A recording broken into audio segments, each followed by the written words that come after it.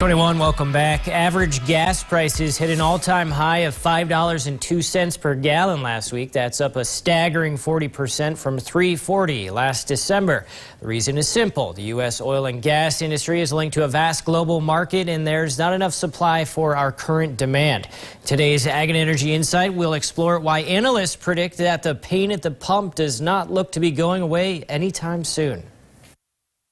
The Russian invasion of Ukraine have buffeted global oil prices. The answer seems simple. Just ramp up output, but it's not like turning on a spigot. Companies cannot immediately pick up where they left off. It takes up to 8 months, and that doesn't include pandemic-induced shortages of labor and materials. The other problem, as the U.S. and world shift away from fossil fuels and toward renewable energy and electric vehicles, long-term profits don't seem like a safe bet. The administration is constantly putting more regulations on the industry and trying to tax them. Well, how do you get these companies to go out and invest in the facilities and the additional energy production when they're constantly seeing an administration that wants to shut them down? As a result, oil companies are feeling pressure from Wall Street to use profits to reward shareholders rather than invest in new production. A lot of oil companies don't want to right now. They've got private land that the U.S. government has no control over. They've got a backlog of permits, drilling permits on federal land. Many of them are not being used.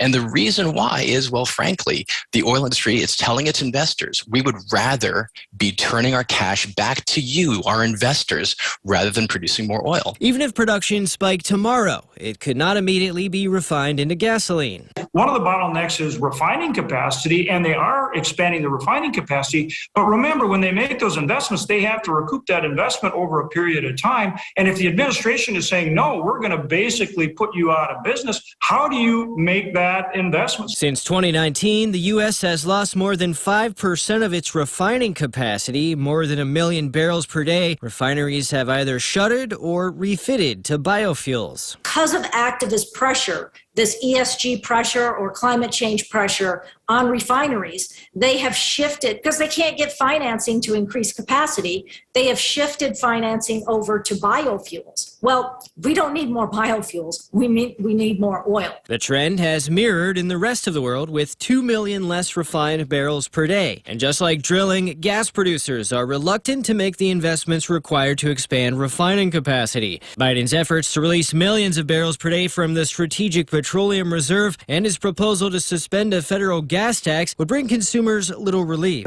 The gas tax moratorium or holiday, whatever you want to call it, for a little while. You do something like that, you actually don't help the long-term problem, because what you're doing is you're saying, I am going to support demand whenever I should be wanting demand to decrease. The Republicans' proposal to open more federal lands to drilling would not yield long-term relief either. Most of the action in the U.S. oil and gas industry is on private land.